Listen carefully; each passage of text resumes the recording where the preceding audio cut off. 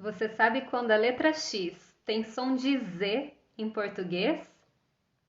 A letra X tem som de Z em palavras iniciadas com a letra E, seguidas por X e uma outra vogal, como nós podemos ver nas seguintes palavras: exato, exemplo, exagero, exame, exótico.